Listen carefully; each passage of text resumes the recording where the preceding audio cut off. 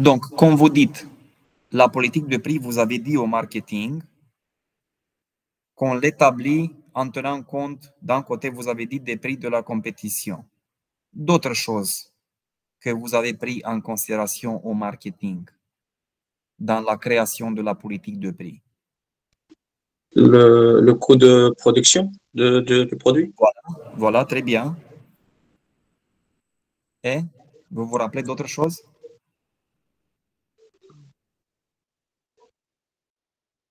Je crois que vous avez dit au marketing, mais aussi si vous retournez à la première année, la matière de microéconomie, je crois que vous avez... Oui, monsieur, en fait, le panier de consommation, on parle ici.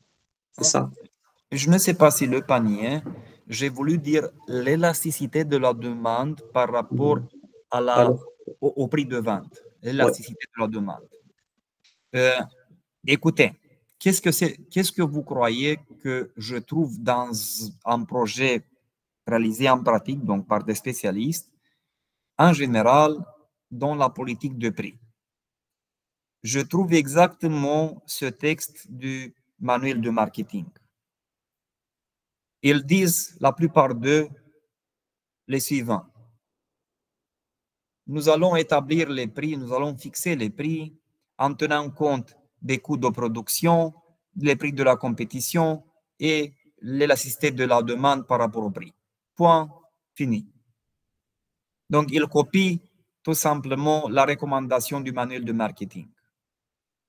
Où est-ce que vous voyez le problème ici?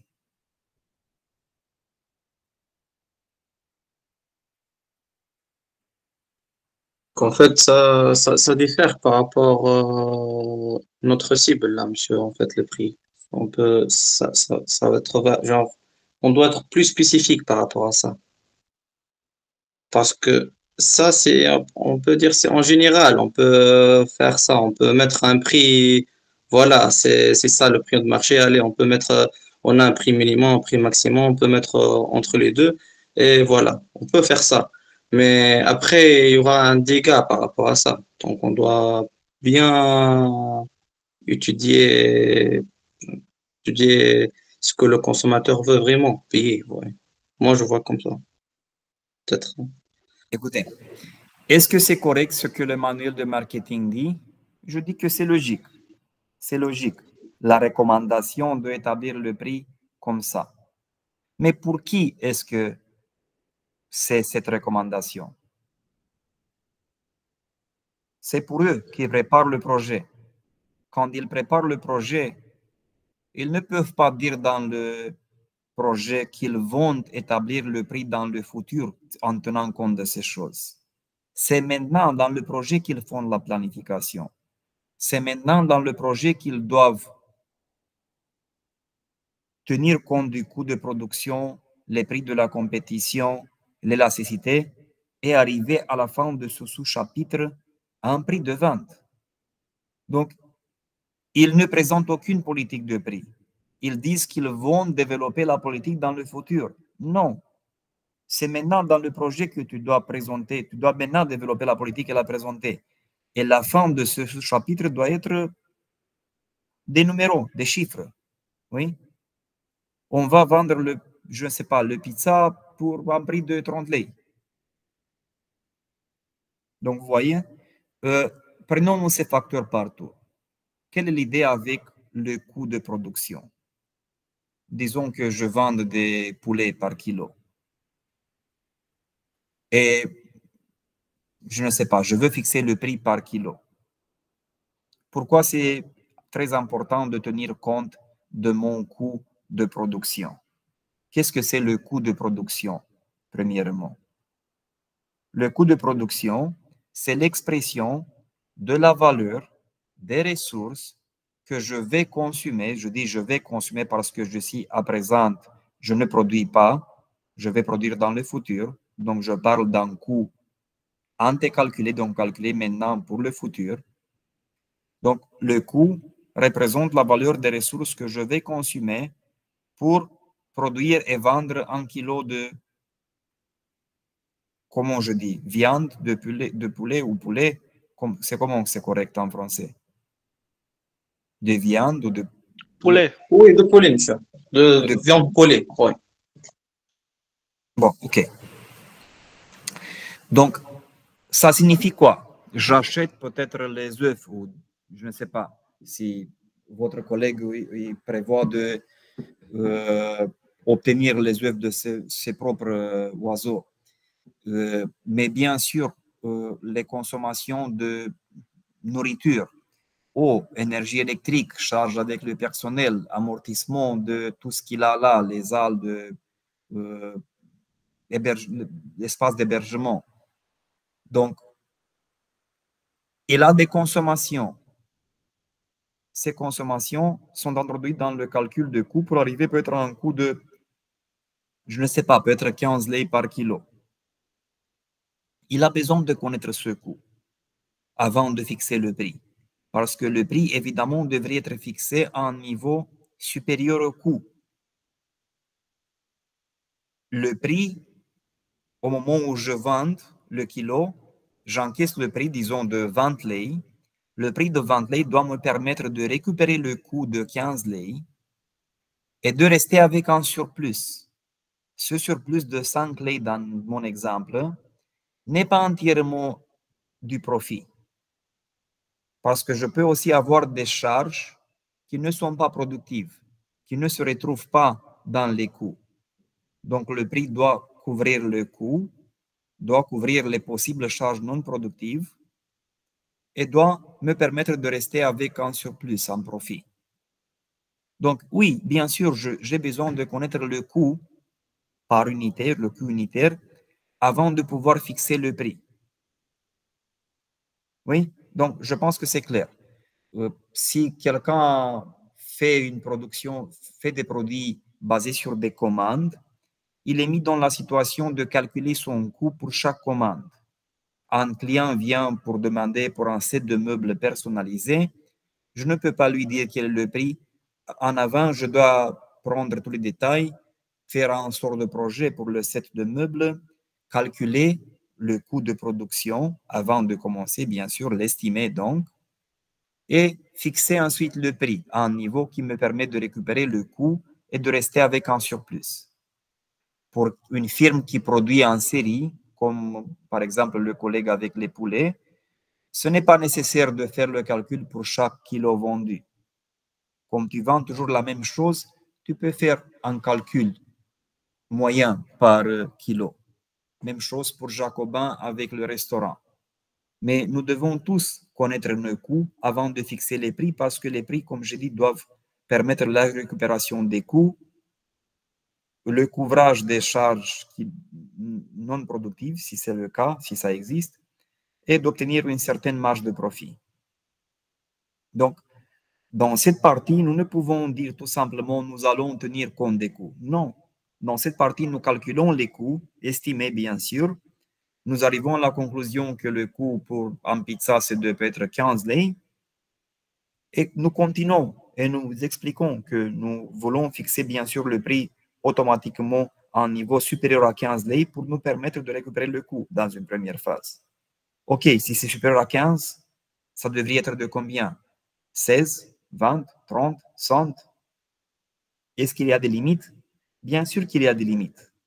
Et les gens vont dire la limite est donnée par les prix pratiqués par la compétition. Comment ça? Nous nous imaginons que oui, si notre coût est de 15 par une pizza, et si la compétition vend une pizza à 30 lei, nous devrions vendre le pizza à un prix plus grand que le coût de plus que 15, mais 30 au maximum, parce que tout le monde pense que si nous essayons de vendre le pizza ou la pizza pour plus de 30 lei, plus que le prix de la compétition, personne ne va pas acheter de nous. Parce que dans une économie de marché, nous imaginons, dans une situation idéale, que les gens sont informés et le même produit, ils les achètent au niveau plus bas du prix. Mais est-ce que c'est vraiment comme ça? Ce n'est pas comme ça. Et c'est à cause de ça que nous devons tenir compte du troisième facteur, c'est-à-dire l'élasticité de la demande par rapport au prix. Qu'est-ce que ça signifie? Nous partons toujours de l'idée que la demande est élastique par rapport au prix. Qu'est-ce que ça signifie? Ça signifie que si le prix change, le volume de la demande change aussi. En plus, nous considérons que cette élasticité est négative. Qu'est-ce que ça signifie? Ça signifie que si le prix change d'un sens, par exemple, le prix augmente, la demande change dans l'autre sens. Elle se réduit. Si le prix se réduit, la demande augmente. Ça signifie élasticité de la demande négative.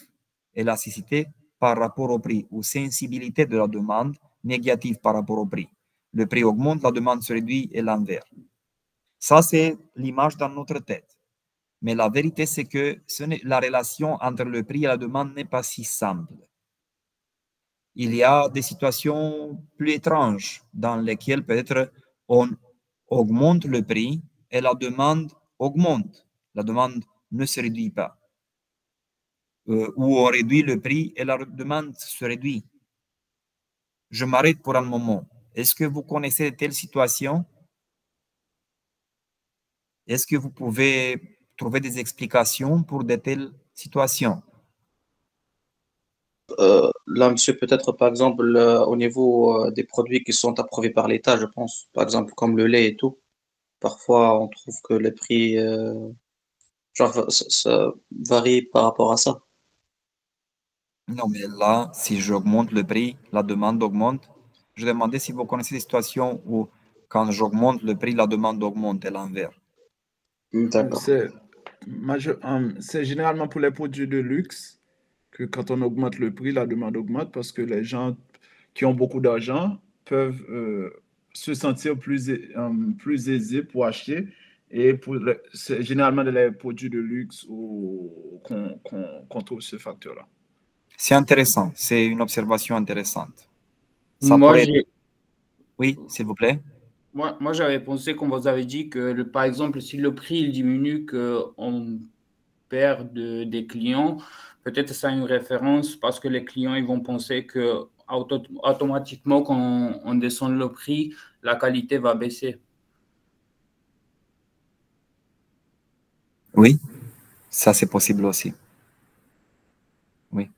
Donc, Nicolas dit, en réduisant le prix, ça peut créer l'impression que la qualité est réduite et ça peut déterminer une réduction de la demande. Jacobin dit, par contre, une augmentation du prix pourrait dans certaines situations faire augmenter la demande parce que ça crée peut-être l'impression aux gens riches que j'ai déjà ciblés que c'est un produit peut-être qui les donne plus de la... qui l'aide dans leur image peut-être. Je ne sais pas comment m'exprimer en français. Peut-être par rapport à ce que Nicolas a dit, on peut compléter ce scénario de Jacobin et on peut imaginer aussi la situation où en augmentant le prix, les gens associent le produit avec une qualité supérieure et c'est à cause de ça qu'ils achètent plus. Il y a d'autres situations. Il y a des produits de base que les gens doivent acheter de leur budget mensuel. Oui, monsieur. Ouais. Comme le pain, par exemple. Tu augmentes le prix pour le pain. Dans le passé, il achetait peut-être aussi du chocolat, qui n'était pas essentiel, mais le pain était considéré comme essentiel, comme de base. Les prix pour le pain augmentent, le budget familial reste le même. Il n'a plus l'argent d'acheter tout pendant un mois, le pain, le chocolat et les autres choses. Il renonce au chocolat qui n'est pas essentiel, mais il n'achète plus du pain. Ça peut se passer ça aussi. Pour vous donner des exemples plus concrets, je me rappelle que j'ai visité il y a quelques mois un bénéficiaire de notre. Je vous ai raconté que l'université a beaucoup d'entreprises qu'elle a financées par des subventions non remboursables.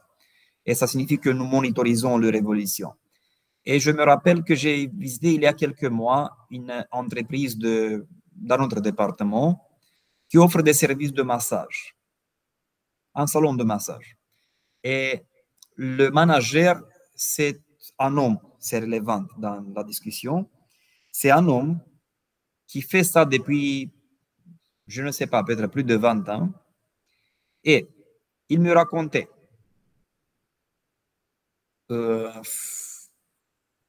au parcours de cette période, depuis quand je offre ce type de service, j'ai eu beaucoup d'employés, en général des femmes, qui sont restés en général pour une certaine période, juste pour partir, pour ouvrir leur propre affaire. Et comme ça, en temps, je suis arrivé d'avoir beaucoup de compétiteurs de mes anciens employés.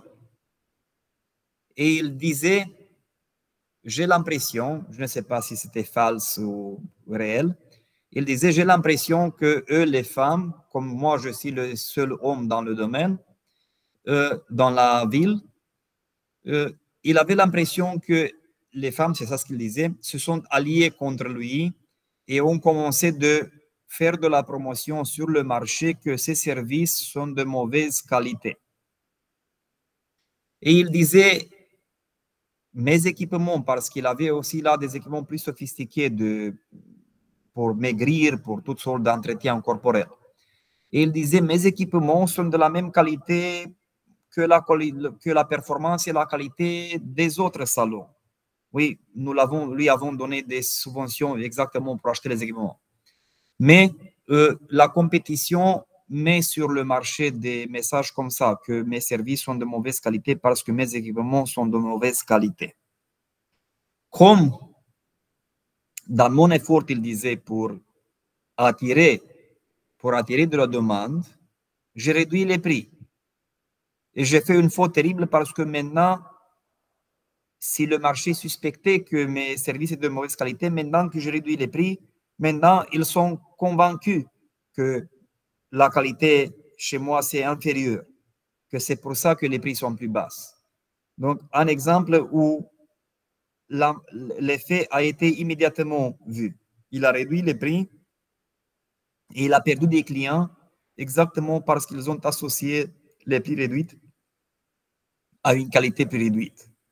Ça dans les conditions où avec les prix, en principe, il voulait exactement combattre son image négative créée sur le marché, il dit, par la compétition. Vous voyez? Un autre exemple, je me rappelle, ça m'a resté dans ma mémoire de beaucoup de temps, après la Révolution. Juste après la Révolution, on attendait toutes sortes en Roumanie, au radio, à la télé, on voyait tous les messages insignifiants et stupides. Et je me rappelle qu'il présentait au radio les problèmes d'un magasin de Timișoara qui avait des difficultés à vendre les chaussures. Il avait des chaussures en cuir. Après la révolution en Roumanie, l'inflation a augmenté beaucoup. Et ce magasin avait des chaussures de qualité, de cuir, mais comme les prix sur le marché sont augmentés vite, on a eu des années avec d'inflation proche de 100%, une année ou deux même avec des taux d'inflation de plus de 100%. Donc, les prix sur le marché sont augmentés beaucoup, mais ce magasin, comme il avait des stocks de marchandises, encore une fois, de chaussures de cuir de bonne qualité, ils ont gardé les prix pour pouvoir liquider les stocks. Et les gens, ils n'achetaient pas les chaussures parce qu'ils étaient convaincus que les chaussures n'étaient pas de cuir à cause des prix très réduits. Et le magasin a eu des problèmes, de difficultés à les vendre, et le moment où ils ont dépassé le problème a été le moment où ils ont tout simplement augmenté les prix. En augmentant les prix, les gens ont acheté des chaussures en croyant comme ça que les prix sont dans le cuir. D'autres exemples. Et ça, je crois que c'est à vous de demander vous aussi. Moi, quand les choses que j'achète, et je suppose que nous tous, de tous les produits que j'achète, que je parle de la nourriture, que je parle de téléphone, ordinateur, des choses que je n'achète pas chaque jour, je dirais, si je suis sincère, je dirais que pour la plupart des produits que j'achète, je ne suis pas capable de les évaluer d'une manière objective moi seul, du point de vue technique, je veux dire. Je vous donne un exemple. c'est quelque chose que s'est passé à moi il y a quelques années. Mais je crois que c'est relevant. Par malheur, je crois que ça se passe pour la plupart des choses que j'achète. Je me rappelle que mon aspirateur s'est détriqué et j'avais besoin, je pensais, d'aller dans le magasin pour acheter un autre. Et j'avais des classes, je pense que comme maintenant, jusqu'à 9, les magasins se fermaient à 10. Donc, juste après les classes, je vais dans un hypermarché. Je n'ai aucune idée. Je ne suis pas un expert dans les aspirateurs. Je n'ai aucune idée quoi choisir. Je choisis tout simplement un aspirateur pour être sincère en prix réduit. Je l'achète, je vais à la maison, je l'utilise une fois et au revoir. C'est fini, il ne fonctionne plus.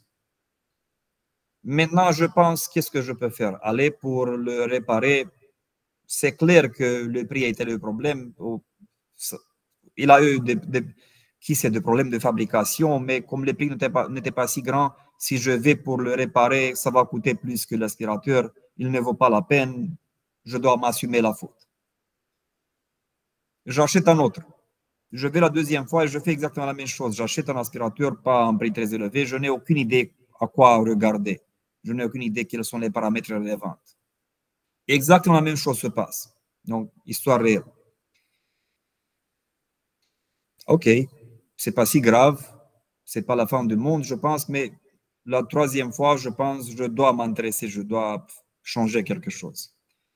Et je commence de chercher en ligne, de voir quels sont les paramètres relevants pour la qualité de l'aspirateur. Et je trouve des dizaines de choses, mais c'est clair que rien n'a liaison à la qualité, à la durabilité. La seule chose que je trouve que je pense que peut-être a une relevance, c'est la puissance d'aspiration, puissance ou pouvoir d'aspiration, puissance. Ok, si c'est ce que je trouve, je vais dans le magasin et je demande au rayon, je regarde dans le rayon, il y avait peut-être 20 types d'aspirateurs, je regarde pour voir sur la présentation quelle est la puissance d'aspiration pour pouvoir comparer. Mais ce n'est pas écrit pour aucun aspirateur. Je commence à être désespéré. Je demande à la personne qui s'occupait du rayon quelle était la puissance d'aspiration. Il ne sait pas. Il cherche sur son ordinateur et il ne trouve pas rien. Ok, je lui demande, bon, finalement, vous êtes un expert. Dites-moi comment choisir l'aspirateur, quel est le meilleur. Il n'a aucune idée. J'ai tout simplement choisi alors l'aspirateur avec un prix élevé en pensant que peut-être le producteur sait pourquoi il demande un tel prix. C'est ça, je pense, la limite du fonctionnement de l'économie de marché. En théorie, nous partons de l'idée que les vendeurs et les acheteurs sont très bien informés et qu'ils prennent des décisions dites selon des modèles d'optimisation. Mais je crois que la réalité, c'est que pour la plupart des produits que nous achetons, nous ne maîtrisons pas, en tout cas bien, nous ne comprenons pas bien les différences entre les spécifications techniques et nous ne sommes pas capables, pour sûr, de les évaluer en monnaie. Je suis sûr, pour être sincère, que nous ne sommes pas capables de comprendre les spécifications techniques pour la plupart d'eux, mais même si nous les comprenons, ça va être impossible pour nous de faire une comparaison en monnaie, en peut-être produit à certaines choses, en autres d'autres choses, et nous avons nos propres besoins. C'est impossible de transformer, d'apporter ces différentes spécifications techniques en monnaie pour pouvoir faire une comparaison aussi du point de vue de nos besoins. Vous voyez? Donc, finalement, le choix est, je crois, en grande partie psychologique. Je ne sais pas si vous êtes dans la même situation ou pas, mais même si vous ne voulez pas reconnaître, je ne vois pas comment vous pourriez être des experts dans tous les produits que vous achetez. Je crois que c'est sûr que ce n'est pas le cas. Et dans ces conditions, voilà, il y a d'autres paramètres que le prix, que la qualité qui marquent la décision d'achat. Oui, votre collègue à un moment donné a parlé du prix psychologique. Je pense que c'est une référence à la politique de dire pas 3 lei pour une baguette, mais 2 lei 99. Oui, c'est un aspect psychologique, oui, qui nous donne l'impression que c'est plus proche de 2 lei, que 2 lei, c'est pas 3 lei. Ensuite, il y a toutes sortes d'approches. Vous avez vu, tu peux avoir l'impression que tu as besoin de beaucoup d'alternatives pour choisir la meilleure pour toi. Mais les études faites suggèrent qu'en général, nous ne sommes pas capables de choisir si nous avons beaucoup d'alternatives et qu'en général, nous préférons d'avoir 2 ou 3 alternatives pour choisir. Donc, ça signifie que peut-être pour la plupart des produits, si je vois un seul produit, c'est difficile parce que je n'ai pas un standard absolu, parce que je n'ai pas les connaissances techniques, et donc je dois comparer le produit à d'autres produits. Par exemple, pour avoir une référence, dans le domaine éducationnel, si je vous donne un examen, je dois avoir un standard. Je sais que vous devez avoir le niveau, un niveau bien défini dès le début du semestre. Et je vais comparer ce que vous avez dans vos projets. Je dois les comparer à ce niveau standardisé que j'ai établi dès le début. Je ne vous compare pas entre vous. Vous voyez la différence? Je dois vous comparer ou vos projets, je dois les comparer à un standard, à quelque chose standardisé que je définis dès le début. C'est ça pour 10, c'est ça pour 9, c'est ça pour 8. Et je compare les projets à ces définitions standardisées. Je ne peux pas comparer les projets entre vous, car si je compare les projets entre vous, ça signifie quoi? Que même si les projets sont extraordinaires, je vais toujours donner un 10 au meilleur projet et aux autres, même si c'était des projets extraordinaires, je donne quoi? De 9, 8, 7. Donc, ce n'est pas l'idée de faire une classification. Vous voyez? Si, en pratique, si je veux acheter un aspirateur, si j'avais dans ma tête l'affiche, c'est ça ce que je veux, je compare l'aspirateur que je trouve dans le rayon à ces spécifications techniques bien définies pour moi. Mais si je n'ai aucune idée comment l'aspirateur devrait être, qu'est-ce que je peux faire? Je compare les aspirateurs entre eux pour dire au moins que voilà, cet aspirateur semble être meilleur que l'autre. Je reste comme ça peut-être avec l'impression que j'ai fait un bon choix. Oui. Et à cause de ça, les études montrent que les gens préfèrent d'avoir en général 2 ou 3 produits pour faire les comparaisons et pour choisir. Mais si vous me donnez 10, déjà je suis incapable de faire les comparaisons et de choisir. C'est un peu triste peut-être pour le consommateur et pour l'économie de marché. Donc, ce que je veux dire, nous avons besoin de connaître ces choses. Si nos clients sont des experts dans le domaine, ça se passe peut-être si nous vendons à d'autres compagnies. Je vends peut-être des matériels, je vends peut-être des légumes à Jacobin qui ne les mange pas, il les utilise dans son restaurant et il sait exactement quelles sont les spécifications techniques desquelles il a besoin et il sait quelle est la valeur des différentes spécifications pour lui, pour son restaurant. Oui. Alors, si c'est comme ça, mon acheteur, mon client est bien informé. Oui. Je ne vais pas l'influencer par d'autres facteurs si beaucoup. Il sait exactement ce qu'il veut. Mais si vous vendez un aspirateur à moi, comme je ne suis pas capable de l'évaluer, c'est peut-être préférable de me présenter, oui, comme à McDonald's peut-être, 3 dimensions, petite, moyenne et grande, avec le but de me faire le choix plus facile. Ah, le grand, c'est trop grand ou trop cher. La petite portion, c'est trop réduite. J'achète la moyenne, ce que vous avez voulu dès le début. Oui, ou je ne sais pas si je trouve dans le rayon peut-être les produits de voilà 3 producteurs. Pour beaucoup de produits, la plupart des gens vont tout simplement choisir le produit au prix moyen. Ils pensent, OK, le produit avec le prix élevé, c'est trop, je n'ai pas nécessairement besoin de payer le prix maximum. Le produit avec le prix réduit, c'est probablement de qualité réduite. J'achète le produit avec le prix moyen. Je pense que ça va se passer pour la plupart des acheteurs. Pour peut-être les acheteurs qui ont beaucoup d'argent et qui vont sentir qu'ils achètent toujours la meilleure qualité, ils vont peut-être acheter les produits plus chers. Et pour les gens qui n'ont pas suffisamment d'argent, peut-être qu'ils vont accepter les produits au prix plus réduit. Donc, il y a, qui sait, des milliers de choses qui vont influencer comme ça. La position dans le rayon, bien sûr. Il y a des milliers de choses qui influencent du point de vue psychologique la décision d'acheter.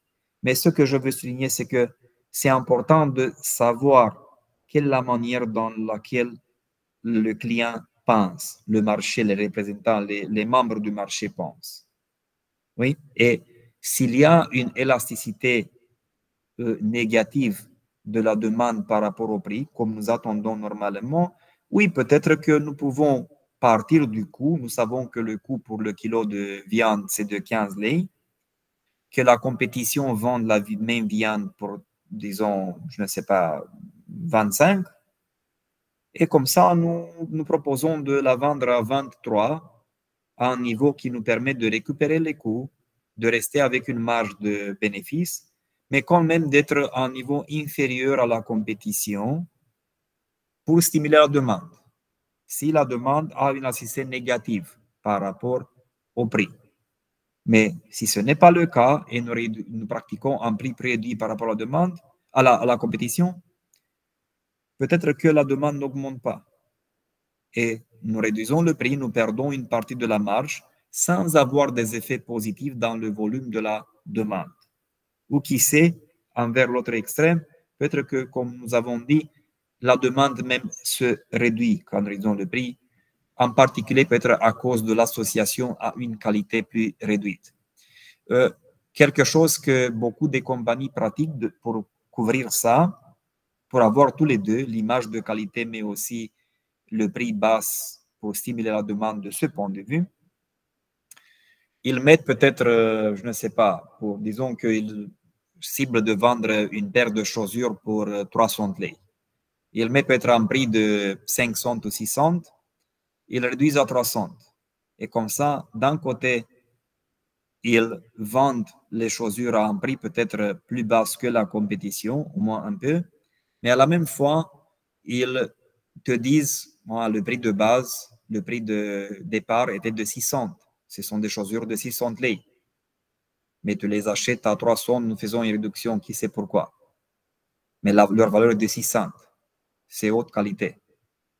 Donc, bon, il y a, qui sait, beaucoup de choses qui peuvent être faites, en particulier parce que nous ne sommes pas capables d'évaluer nous-mêmes la qualité de ce que nous achetons. Mais bon, donc, c'est ça ce que je veux dire.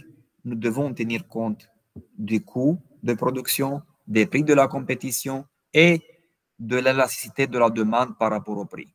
Maintenant, écoutez, les deux, les prix pratiqués par la compétition, vous devriez les avoir. Vous faites l'analyse de la compétition et vous trouvez, je ne sais pas, sur leur site ou dans les magasins, vous trouvez les prix pratiqués. Ça devrait être facile de les trouver. Pour les calculs de coûts pour vos propres services ou produits, ça, ma suggestion, c'est de les laisser en attente un peu. Nous passons à l'analyse, à la planification financière. Nous planifions les revenus et les charges. Et là, vous pouvez aussi faire un calcul prévisionnel des coûts et vous retournez pour finaliser la politique de prix. Ça, c'est ma suggestion. Mais en ce qui concerne l'élasticité de la demande par rapport au prix, ça reste par malheur dans la plupart des situations une théorie. Oui, Jacobin. Mais monsieur, on peut pas faire la planification financière sans la politique des prix. Comment on va? Oui, une très bonne observation. Vous voulez dire que pour bien sûr planifier les revenus, on a besoin de prix. C'est Oui. ça ce que vous voulez dire. Oui, d'accord. Je sais, établir le prix d'une manière prévisionnelle. Nous planifions les revenus et une fois que nous avons les revenus et les charges, nous pouvons revenir, si c'est le cas, dans la politique de prix pour peut-être varier le prix juste un peu après avoir calculé le coût. Donc oui, il faut les faire ensemble comme ça. Je reviens à l'élasticité. Dans la plupart des situations, ça va être impossible de la évaluer. Parce que ça se passe même pour les compagnies les plus professionnelles. Parce que comment est-ce que je peux évaluer cette élasticité? En théorie, nous pouvons nous imaginer que voilà, je fais augmenter le prix et je vois si la demande se réduit ou augmente ou par combien. Et je fais toutes sortes de simulations comme ça. Je vois les réactions de la demande et comme ça, je la connais. Oui, mais je ne peux pas me jouer comme ça avec le marché, ou sûrement pas à court terme. Je peux essayer de voir, de prendre en considération peut-être les prix pratiqués par d'autres compétiteurs et la demande qu'il attire, mais ça ne va pas fonctionner parce que bien sûr, ils ont une autre image, ils ont d'autres politiques de communication, donc c'est difficile. Je peux faire ça peut-être si je essaye de mettre le produit sur des marchés différents, peut-être dans des régions géographiques différentes, et dans une région, j'entre avec un prix, dans une autre avec un autre prix, et je essaye de voir d'ici quelles sont les différences de demande et de trouver comme ça la meilleure paire prix-demande. Mais pour la grande majorité des compagnies, ça ne se fait pas. C'est très, très difficile. Et alors, bien que c'est quelque chose de très utile de connaître, en pratique, en général, nous devons nous être contents avec moi. Ce qui peut être obtenu, c'est connaître les prix que les acheteurs sont, disons, disponibles, prêts de payer. C'est ce que les Anglais appellent willingness to pay, donc disponibilité, disons, de payer. Dans les questionnaires, vous avez mis de telles questions. Quel est le prix que vous êtes disponible de payer? Ou quel est le prix peut-être que vous avez payé la dernière fois, que vous pourriez payer en général pour un tel produit, pour nous créer une image. Oui. C'est moins, ce n'est pas si beaucoup que l'élasticité, mais c'est quand même quelque chose qui nous aide. Et c'est quelque chose que nous pouvons obtenir. Et si nous essayons de peut-être mettre d'autres questions, par exemple, nous pouvons les demander et évaluer l'affirmation suivante en donnant des notes de 1 à 5. 1, je ne suis pas d'accord. 1, je suis 100% d'accord. Et je fais l'affirmation, j'associe les prix réduits à une qualité réduite et les prix élevés à une qualité élevée. Et j'essaie peut-être de au moins surprendre la relation qu'ils voient entre les deux. Parce qu'il y a des personnes qui ne voient pas une liaison directe entre le prix et la qualité. Il y a d'autres qui vont voir une liaison directe.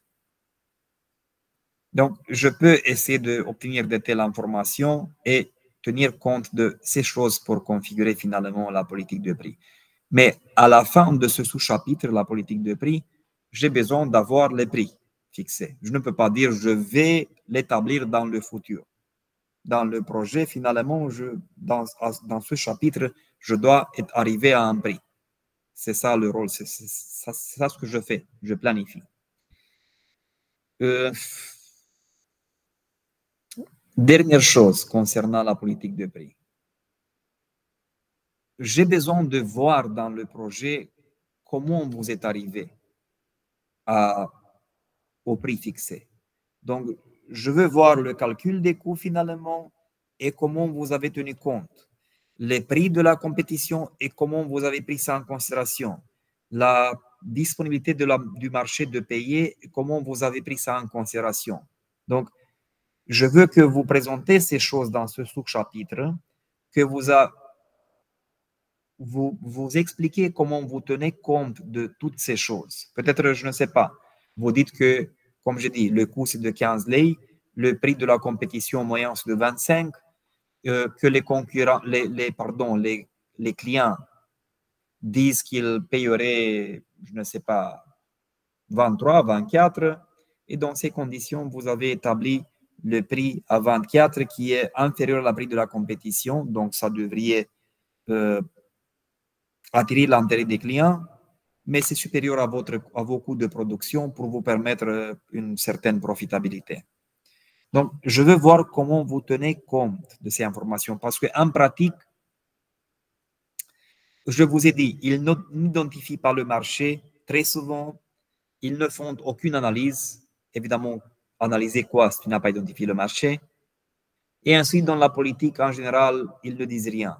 Et s'ils disent quelque chose, ce n'est pas lié aux conclusions de l'analyse. Donc, tout est sans importance dans ce chapitre qui devrait être le plus important dans la planification pour une affaire débutante en particulier. C'est ce que nous avons discuté la fois passée. Donc, je vais voir les connexions, comment vous avez pris la décision d'établir le prix à ce niveau. Voilà, comme ça en tient compte comme ça du coût de production ou des prix de la compétition. Je ne dis pas d'écrire un livre, peut-être une page pour la politique de prix, une page pour la politique de produit au maximum, mais dans une forme synthétique, je veux voir que vous avez processé les informations pour arriver à une décision. Ça, c'est dans les conditions en pratique, la plupart des experts ne font pas ça. Si vous faites ça, même à un niveau simplifié, c'est déjà génial. Donc, pas la quantité, mais la liaison simple va être géniale. C'est ça exactement ce qui manque en pratique.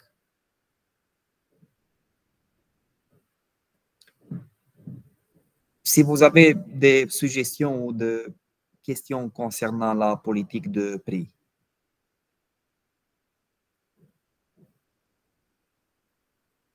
Monsieur, moi j'ai une question. Par exemple, pour mon cas, centre de loisirs, je dois faire la comparaison avec les prix des autres centres, par exemple de la France. Oui, bonne question. Premièrement, vous devez comparer avec la compétition. Qui est la compétition? Nous avons discuté ça. Le compétiteur est l'agent économique, disons la compagnie, dans votre cas, le parc de loisirs peut-être, auquel votre public cible pourrait aller. Donc, si je fais le parc de loisirs en Timișoara, est-ce que je fais la comparaison par rapport aux autres parcs de loisirs de Timișoara? C'est secondaire. Je fais la comparaison par rapport au parc auquel mon marché cible peut aller. Si mon marché cible est la population de Timișoara, je dois identifier la compétition. Quels sont les parcs auxquels la population de Timișoara peut aller? Peut-être dans une première phase, les parcs de Timișoara et proches de Timișoara, mais je pense qu'une partie des gens vont, je ne sais pas, à Europa Park, à Disneyland, à Legoland, à PortAventura en Espagne. Il y a bien sûr dans les pays développés, il y a des dizaines, sinon des centaines de parcs. Donc, est-ce que c'est vraiment ma compétition? Est-ce que le parc que je propose est au niveau de Disneyland Paris? Parce que, bien sûr, si je me propose un parc de loisirs simple, on a ici 2, 3 ou 4 autour de Timișoara, je pense que on ne peut pas imaginer que moi, si je veux aller dans un parc avec mes enfants, je vais comparer le parc de Muragne, qui est à 30 km de Timișoara, ou le Lisiera Park, ou le parc de Saint-Mihai. Il y a des parcs sur un rayon de 30 km de Timișoara. Je ne crois pas que je vais penser où aller. Est-ce que je vais à Muragne, un voyage de 30 minutes, ou est-ce que je vais à Disneyland Paris? Ce n'est pas la même chose, évidemment. Vous voyez? Donc, votre parc ne va pas être, je pense, comparable avec les grands parcs de l'étranger. Donc, je ne crois pas que les grands parcs de l'étranger, vous devriez les considérer comme la compétition. Je crois que comme compétition, vous devrez considérer les parcs de loisirs sur un rayon de, je ne sais pas, peut-être quelque chose de comme 100 km, 50 km. Oui, une distance qu'on peut parcourir un jour. Si vous ciblez la population de la ville, vous devez voir quels sont les parcs que la population pourrait visiter dans la période d'un jour s'ils ne viennent pas chez vous. Donc, je ne crois pas que c'est logique de comparer pour un petit parc, de comparer au prix pratiqué par les grands parcs de l'étranger. S'il n'y a pas de parc de loisirs là, dans votre zone, pensez au moins aux services de type loisirs alternatifs. Il y a peut-être, je ne sais pas, des espaces de jeu pour les enfants peut-être. D'autres choses qui sont concurrents sur le même budget et sur le même temps que votre parc de loisirs. J'espère que j'ai répondu au moins en partie à votre question. Oui, oui, oui.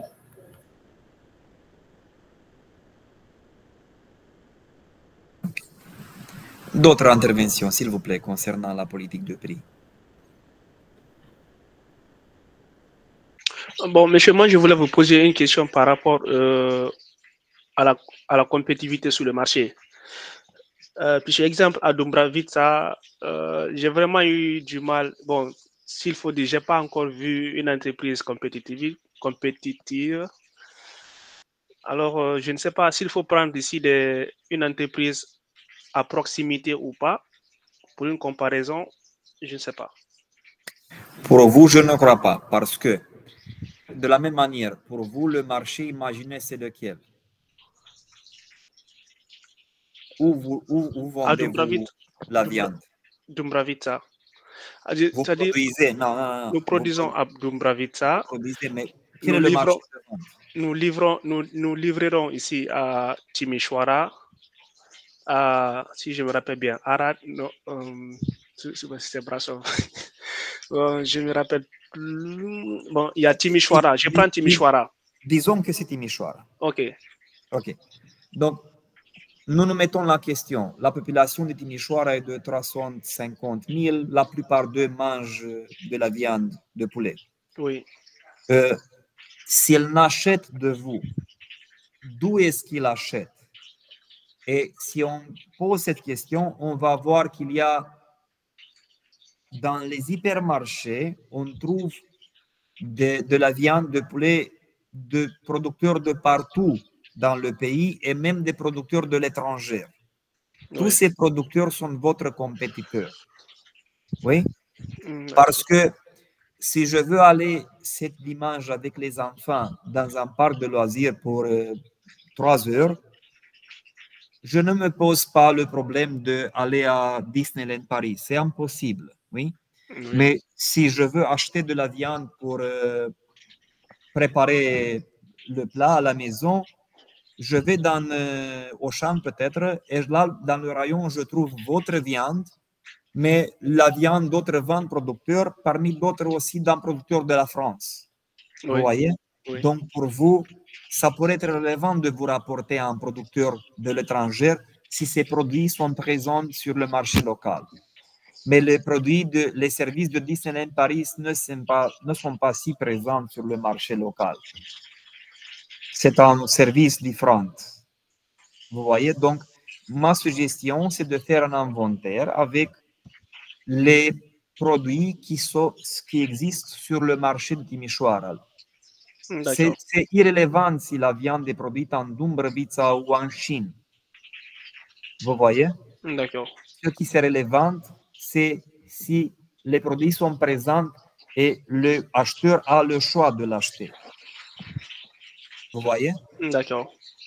Donc, allez dans un magasin et faites une liste avec les producteurs de viande de poulet ou dans d'autres situations, je vous ai recommandé aussi de mettre dans le questionnaire, de demander de qui les répondeurs achètent. Mais dans le cas de viande, je ne crois pas que, je pense que la plupart des gens, au moins une grande partie, ne sont pas nécessairement liés à un certain producteur. Peut-être. Oui, je pense que même les gens achètent ici les viandes à partir du prix. Je crois que oui, en partie, à un moment donné, tu peut-être arrives à dire, OK, cette viande de ces producteurs est de bonne qualité, le prix est acceptable. Donc, peut-être une partie des gens savent le nom du producteur.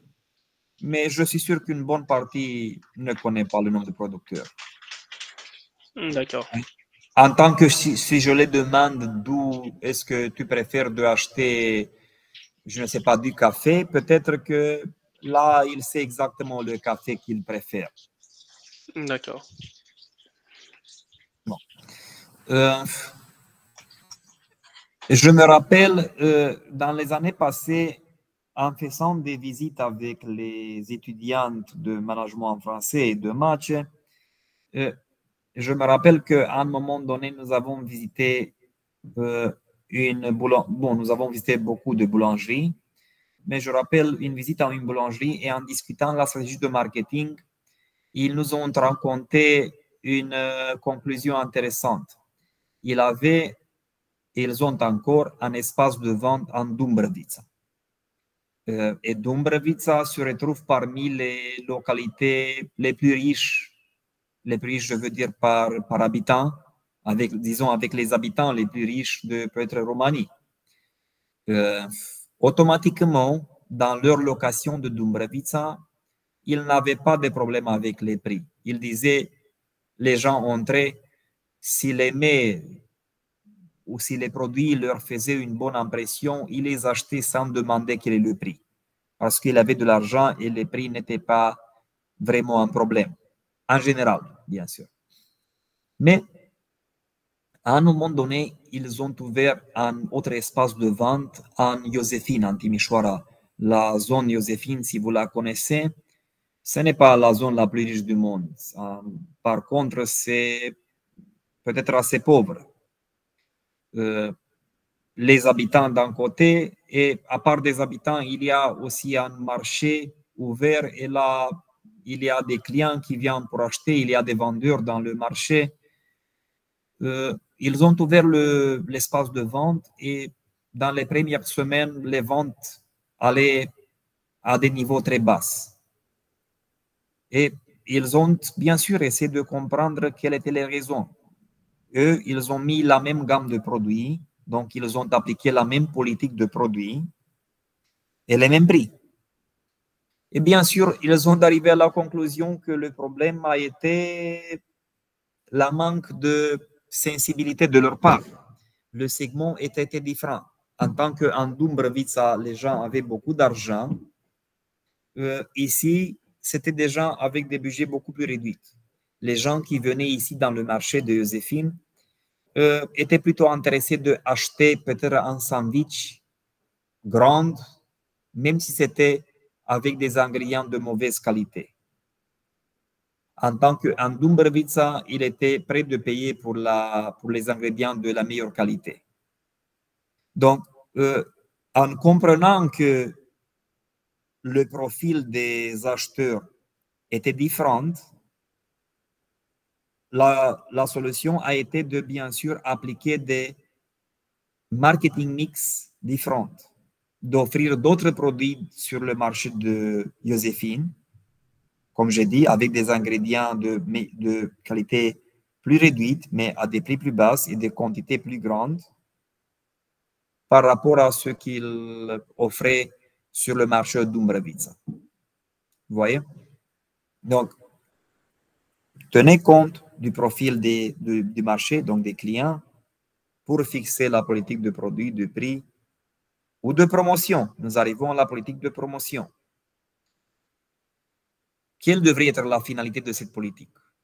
D'un côté, établir les chaînes de communication. C'est bien en français, chaîne de communication ou canaux, chaîne. Donc, d'un côté, les chaînes.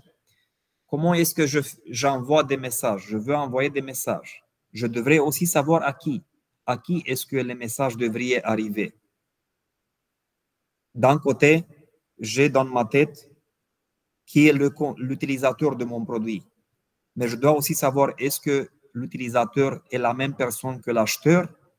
Est-ce que l'acheteur est la même personne que la personne qui prend la décision? Donc, il faut savoir pour décider à qui mes messages doivent arriver. OK, disons que je sais maintenant qui est le récepteur. Comment est-ce que j'envoie mon message? Je peux penser sur Facebook, évidemment. Tout le monde fait de la réclame sur Facebook. Pas si vite. Je dois voir si mon public cible, les gens qui prennent les décisions, ont en général des comptes sur Facebook. Et en particulier, s'ils collectent des informations dans ce domaine pour prendre la décision en cherchant sur Facebook. C'est à cause de ça que ma recommandation a été de le demander dans le questionnaire. Quand vous planifiez d'aller à un restaurant, vous vous informez comment? Vous cherchez sur Google, vous cherchez sur Facebook, vous prenez les recommandations des amis, vous vous promenez dans la ville pour inspecter des restaurants. Je ne sais pas quelles pourraient être les alternatives. Donc, j'ai besoin de savoir quelles sont les chaînes dans lesquelles je les trouve, quelles sont les plateformes sur lesquelles je peux les trouver. S'ils ne sont pas présents sur Facebook, mais s'ils sont présents sur TikTok, bien sûr, automatiquement, je devrais envoyer les messages sur TikTok. Ou peut-être, qui sait, mettre des affiches, donner des échantillons sur la rue, faire de la promotion à la télé ou aux radios.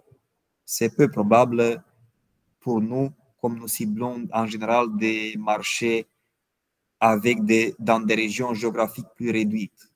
Je pense que j'utiliserai le radio ou la télé si je ciblais des régions plus larges.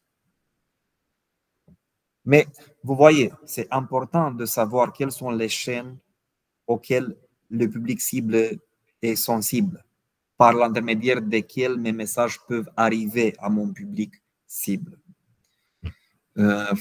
Ensuite, je dois établir les messages. Quel est le message que j'envoie? Et bien sûr, quelle est la réaction que je veux déterminer? Est-ce que je veux le déterminer de venir de visiter mon magasin? Est-ce que je veux le déterminer de acheter? Est-ce que je veux le déterminer est-ce que je veux le fidéliser, le faire se retourner une fois qu'il a déjà acheté? Qu'est-ce que c'est ce que je cible par l'intermédiaire de mon message? Donc, dans cette partie de politique de promotion, je veux voir que vous établissez les chaînes de promotion, de communication, en expliquant la même logique. Quelles sont les conclusions que vous avez tirées de l'analyse de marché en vous rapportant à la même fois, je veux dire, aux politiques de communication pratiquées par la compétition. C'est pour ça que nous avons fait l'analyse de la compétition pour décider finalement pour notre propre politique. Quelles sont nos chaînes? Si vous pouvez aussi décrire dans 2-3 mots la typologie des messages, des réactions que vous attendez, c'est même meilleur. Et ça, c'était extraordinaire si à la fin, vous pouvez aussi faire un petit budget. Je ne sais pas, par an, ça c'était extraordinaire. Un petit budget par an. Vous alloquez, je ne sais pas, 20 000 lei pour la promotion sur Facebook, 10 000 lei pour la promotion sur YouTube, 5 000 pour donner des échantillons ou ce que vous décidez que c'est important pour vous. Donc, la finalité, chaîne, budget de promotion par an. Si vous pouvez arriver à des détails, quantité, peut-être nombre de personnes auxquelles le message arrive, pourcentage de personnes qui, je ne sais pas, achètent, basé sur le message, au moins accèdent votre site, ou je ne sais pas ce que vous voulez cibler, ça serait même meilleur. Ça serait extraordinaire. Par malheur, c'est très rare que je peux trouver quelque chose comme ça dans un projet pratique. Mais je vous garantis que votre projet va être meilleur que la majorité des projets faits en pratique par des spécialistes en consultance pour des prix de 10 000, 15 000, 20 000 euros. Mais je vous ai dit qu'à la fin du semestre, je sais pour sûr que si vous voulez, vous pouvez être des professionnels, vous pouvez être à un niveau qui va vous permettre de faire des études en pratique et être payé pour ça. Politique de distribution. Comment est-ce que mon produit arrive à son utilisateur final en principe? Ici, une approche, un type d'option, c'est distribution directe ou indirecte. Est-ce que je veux, si je vends de la viande, est-ce que je veux avoir un contact direct avec le consommateur final ou je veux vendre par l'intermédiaire de qui sait, toutes sortes de magasins? Jacobin, qui a un restaurant, il a besoin d'une distribution directe. Oui? Il ne planifie pas vendre à d'autres restaurants ou à des hypermarchés pour revendre.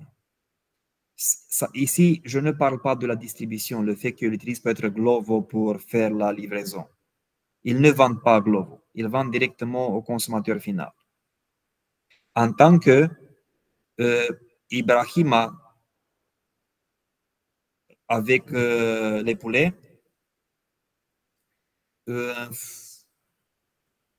s'ils vendent des dizaines de milliers de kilos de viande par, je ne sais pas exactement, par année pour sûr, je ne crois pas que c'est une idée de penser de vendre ni en partie directement au consommateur.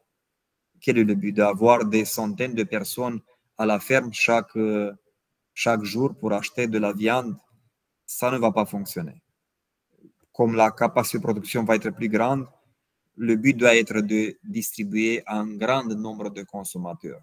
Et pour arriver en contact avec un grand nombre de consommateurs, je ne crois pas que c'est une idée sage d'essayer de vendre à chacun d'eux en ligne ou en les appelant à votre ferme pour acheter 2 ou 3 kilos de viande. Je pense que la seule solution réelle, c'est de travailler avec des magasins pour la distribution.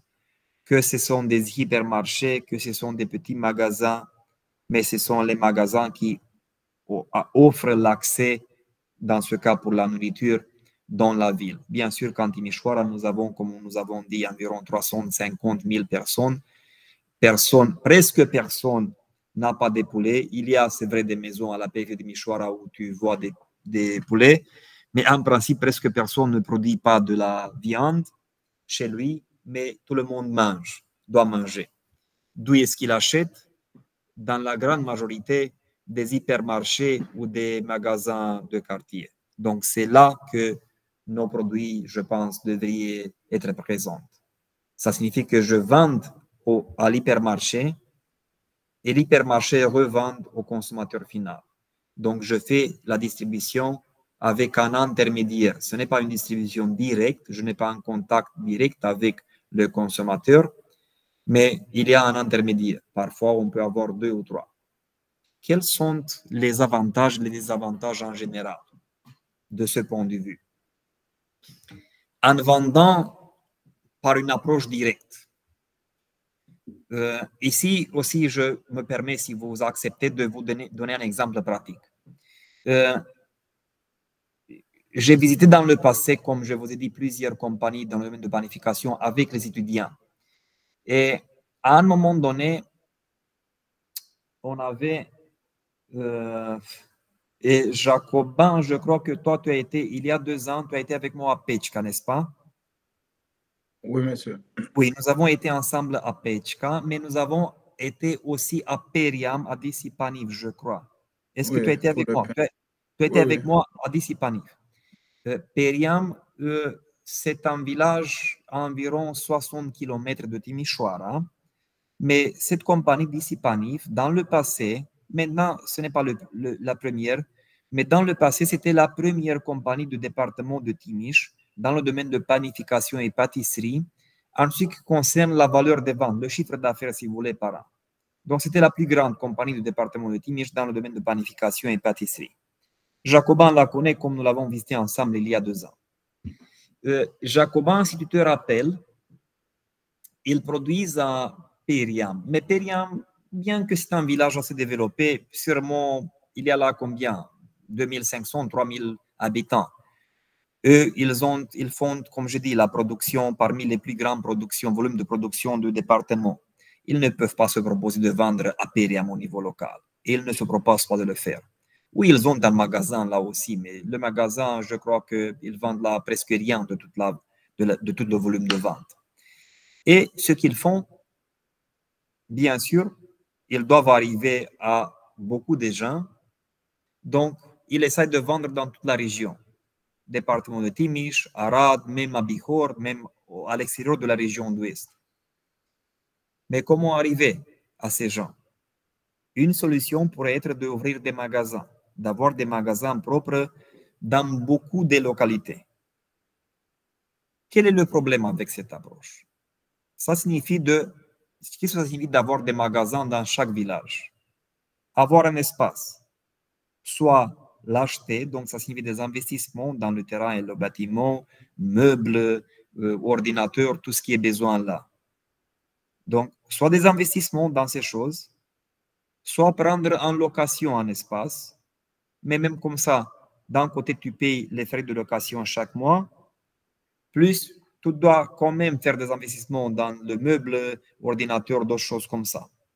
Si tu as ton propre magasin, il y a ces 2 grandes possibilités qui impliquent des investissements et des charges de location. En plus, pour gérer ton propre magasin, tu as besoin d'embaucher du personnel. Les charges avec le personnel sont importantes. Donc, en particulier, les investissements nécessaires et les charges d'exploitation nécessaires sont un problème très grand. Et finalement, si tu vends juste des produits de panification et pâtisserie, ouvrir un magasin à grande distance pour l'approvisionner de chez toi chaque jour, quand tu vends juste du pain et de pâtisserie, je crois que ça va attirer en général une demande assez réduite qui ne va pas permettre de couvrir toutes les charges de récupérer les investissements, ou ça va être difficile. Tu dois aussi te faire la réclame. Tu es responsable de ton magasin, donc c'est toi qui t'occupes 100% de la publicité. Quand même, ce que c'est bien, tu présentes le magasin comme ton magasin propre. Tu as contact direct avec les gens. Ça signifie que tu as la possibilité de te créer une image de marque. Les gens savent qu'ils achètent de chez toi. Les produits sont les produits d'un seul producteur là dans le magasin. Tu as la possibilité de prendre un feedback, prendre d'informations, les réactions des clients, d'influencer donc automatiquement d'adopter l'offre, d'adapter l'offre aux demandes des clients toujours, d'influencer les clients par l'intermédiaire de tes vendeurs. Et finalement, tu vends le pain au prix de consommateur final, donc à un prix plus élevé, qui te permet, tu peux espérer de couvrir dans de meilleures conditions les charges supplémentaires et j'espère de rester avec un profit plus grand. Ça devrait être le cas pour prendre ces décisions. Mais Dissipanif ne faisait pas ça, n'est-ce pas?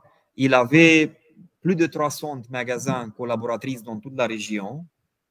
Donc, il vendait le pain à ces magasins collaboratrices et pour faire les livraisons, il avait, je crois que, environ 50 bus. Et chaque matin, chaque bus avait sa propre route avec les produits des commandes des magasins. Il faisait les livraisons. Comme ça, avec un très grand réseau de collaborateurs, il arrivait de vendre dans toute la région. Par contre, le producteur de Dumbrăvița, duquel je vous ai parlé, ils avaient la politique presque inverse. Ils vendaient, la dernière fois que j'ai été là, ils disaient 85% de leur production par l'intermédiaire des magasins propres. Il avait plusieurs magasins en Timiș et Arad, plusieurs c'était 13, pas 300, mais 13, mais dans des zones avec du trafic plus grand. 13 magasins propres à ce temps-là et leur but était d'éliminer les intermédiaires et de vendre 100% par l'intermédiaire des magasins propres. Donc, vente, distribution directe. Ce que c'est intéressant, que leur chiffre d'affaires est très, très semblable. Donc, DC Panif était le premier à un moment donné au niveau du département comme chiffre d'affaires, mais l'autre de Dumbrăvița, quel est son nom? J'oublie maintenant le nom. Je vais me rappeler. Avait un chiffre d'affaires très proche du chiffre d'affaires de la compagnie de Perian. Donc, par des politiques de distribution très différentes, il obtenait presque le même niveau de vente. Ce que c'est intéressant, je dirais. Cette autre compagnie avait la possibilité, avec ses propres magasins, de se créer une image de marque. Moi, à un moment donné, j'allais là juste pour acheter leurs produits. Je ne sais pas où je trouve les produits de DC Panif. Je ne les ai jamais cherchés. Mais je savais où je trouvais les produits de cette compagnie parce que comme ils avaient leur propre espace, leur propre symbole, élément de visibilité, ça a été plus facile pour eux de se créer une image. Voilà. Donc, quand vous établissez votre politique de distribution, prenez ces choses en considération. Ça, bien sûr, c'est valable pour ceux qui vendent des produits, parce que ceux qui offrent des services, en général, c'est obligatoire de les offrir aux utilisateurs finaux. Bon. Donc, en principe, c'est ça pour le marketing mix, pour la politique de produits, prix, promotion, distribution. Je pense que les sujets que j'ai touchés, vous les connaissez en principe déjà de la matière de marketing. Je m'arrête pour le moment avec mon discours et je vous prie d'intervenir. J'aimerais avoir une discussion, voir vos opinions et bien sûr vos questions, s'il vous plaît.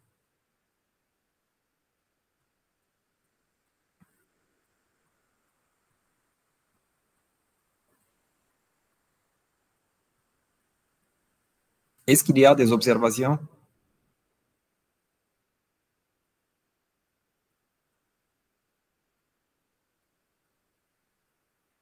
Écoutez. Pour moi, pas grand-chose. J'avais une idée pour mon affaire. Je me suis dit, parce que j'ai commencé à faire des recherches sur l'analyse de la compétition. Et j'ai trouvé, parce que je me suis dit, au début, je voulais prendre que les restaurants qui sont à Dumbrăvița, mais après, le fait est que j'avais oublié dans les catégories des plats que je propose, ça arrive que si je propose un pizza, un pizzeria qui est à côté, qui n'est pas un restaurant, est aussi mon compétiteur. Donc, c'est pour ça que je voulais voir avec vous, quand je vais faire l'analyse de la compétition, en même temps que je vais prendre en compte les restaurants qui sont à Dumbrăvița, je pense que les fast-food aussi peuvent être mon compétiteur. Oui, je suis d'accord, oui, bien sûr. Donc, dans ce cas, je peux agrandir l'analyse encore plus avec les pizzerias, les fast-food, tout ce qui... Oui, mais ne faites pas une liste de 100 entreprises. Mettez les 5, 6 jusqu'à 10 les plus importantes. OK. Bien sûr. Bien sûr, nous pouvons même continuer la discussion. Nous pouvons dire que peut-être une partie des gens de Dumbrăvița peuvent choisir d'aller, je ne sais pas, une dimanche à un restaurant à Timișoara. Donc, même des restaurants fameux de Timișoara peuvent être votre compétition. Mais je crois que le temps est limité. Je ne veux pas que vous réalisez maintenant l'analyse parfaite. Choisissez les compétiteurs les plus importants et ça devrait être suffisant. D'accord. Dites-moi, je voudrais vous fixez comme délai pour transmettre l'analyse et la stratégie la semaine prochaine. Est-ce que vous pensez que c'est possible? Si vous avez besoin, je peux vous laisser 2 semaines si vous considérez que c'est nécessaire. Je préférais de l'avoir dans 1 semaine. Est-ce que vous pensez que vous réussissez? Genre, monsieur, concernant exactement... Alors, concernant, monsieur, exactement, genre, on fait l'argent, la concurrence et tout, c'est bien ça? Et la stratégie de marketing. Oui. Toutes les 4 P et tout. Oui. Vous voulez 2 semaines? La majorité, je sais pas, monsieur. Moi, j'ai rien dit. Ok, ça reste pas de problème. Moi, j'ai commencé à faire, monsieur, pour la concurrence un petit peu, genre et tout, la recherche et tout, je sais par rapport à ça. Mais après, la stratégie de marketing, D'accord, d'accord. Alors voilà, on fait comme ça. Je fais la projection de mon écran. Monsieur, j'ai une question. Le formulaire là, quand on va finir de remplir, on va rectifier ce qu'on doit rectifier. On doit mettre ça directement dans le document là, directement le document Word, c'est ça? C'est possible de mettre ça là? Ici, oui, dans le document où vous voulez dire votre étude de faisabilité, je pense que dans l'analyse de marché, vous allez... Ma suggestion, c'est une fois que vous avez les réponses, les télécharger en Excel, les processer en Excel en faisant des tableaux et des graphiques. Et maintenant, vous pouvez copier les graphiques ici dans l'analyse de marché et vous expliquer quelles sont les conclusions. Donc, vous commencez ce chapitre en montrant que vous avez réalisé l'analyse basée sur un questionnaire. Vous attachez bien sûr le questionnaire à l'étude de faisabilité parce que vous pouvez le télécharger sous la forme de PDF. Vous savez comment faire ça? Voyons. Un moment pour rentrer sur la plateforme.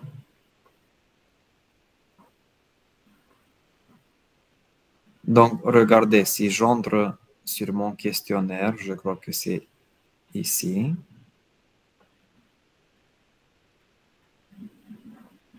Bon, je reviens ici dans mon fichier Google.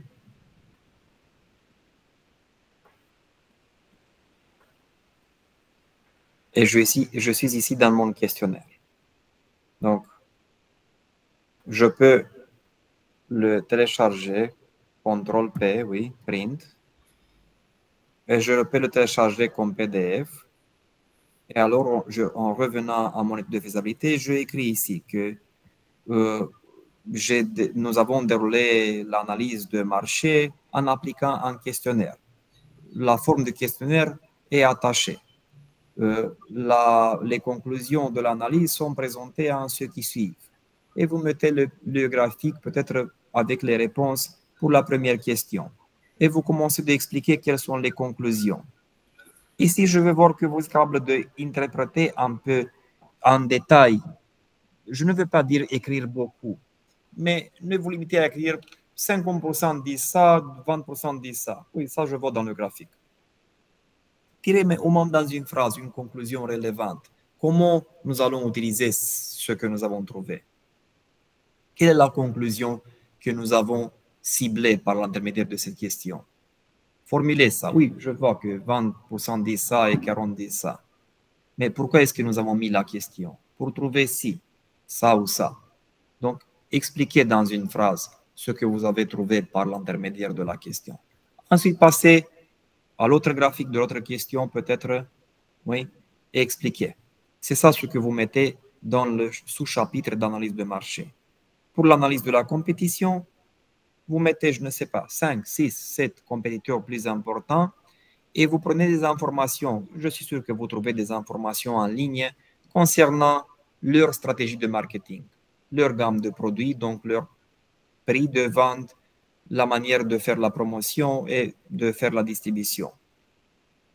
Et ici, pour la stratégie de marketing, comme nous avons discuté aujourd'hui, vous proposez la politique de produit en expliquant comment vous avez basé cette décision sur l'analyse de marché et l'analyse de la politique de produit de la compétition.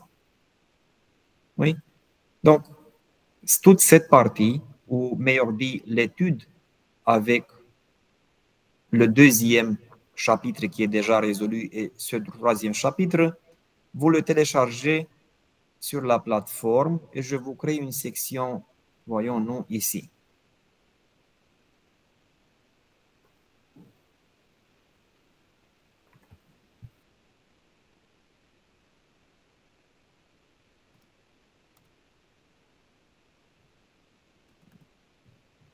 Partie, je crois que c'est la deuxième partie. Donc, un seul fichier, l'étude de faisabilité en Word, jusqu'au le 21 avril à 16 h quand la classe commence. À 18, je veux dire. Le 21, c'est libre, monsieur. C'est libre, oui, vous avez raison. Mais même comme ça, vous pouvez envoyer quand est-ce que la vacance commence. Laissez-moi voir.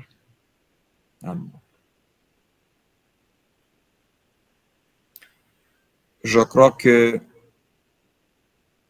donc maintenant, le 14, nous avons des classes. Le 19, le 18, c'est la dernière jour peut-être. Voyons la structure de l'année.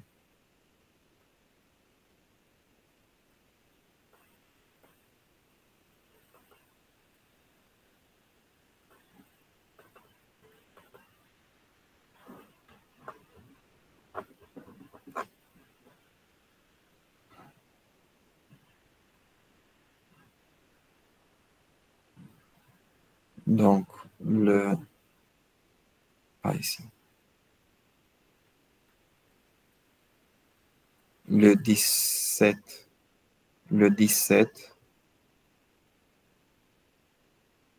c'est jeudi. Donc, le 17, c'est le dernier jour d'activité. Et vous voulez dire que vous voulez du temps jusque sur le 28. Nous recommençons le 28. OK, je vous laisse jusque sur le 28, si vous voulez. Si vous utilisez ce temps.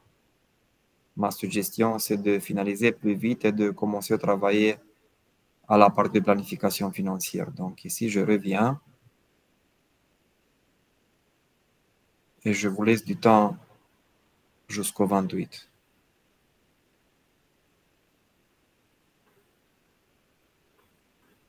Voilà.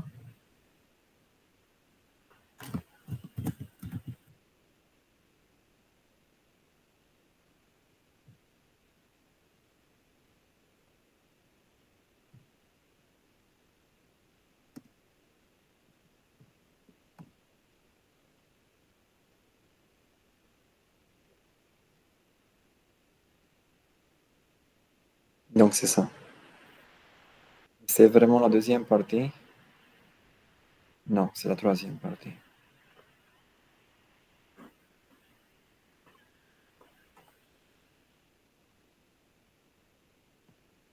La première était le cycle, deuxième, le budget et les sources de financement. Et la partie de marché, c'est la troisième. Bon, donc, c'est bien comme ça? C'est parfait, monsieur. Oui. Vous avez suffisamment de temps. Alors là, ma suggestion, continuez maintenant avec finaliser le questionnaire s'il y a des corrections à faire. Envoyez le questionnaire, obtenez les réponses. Ceux qui ont déjà, je ne sais pas, 60, ce que vous m'avez montré, si vous voulez, laissez-le comme ça. J'ai attendu plus, je pensais que vous allez obtenir 200, 300, mais OK. Continuez de les processer, les informations, de faire l'analyse, de développer la stratégie de marketing. Donc, vous devez travailler, bien sûr. Je crois et j'espère que c'est quelque chose de pratique. C'est quelque chose, j'espère, intéressant. C'est quelque chose que vous pouvez utiliser en pratique pour gagner de l'argent en faisant ça. Mais vous devez bien sûr travailler pour vous spécialiser. Et nous nous voyons la semaine prochaine quand je vais commencer avec vous la partie de planification financière, qui est aussi, j'espère, très intéressante, très pratique, mais très différente de cette analyse de marché. C'est un autre sujet, c'est très différent. Bon, donc avec votre accord, je vous propose de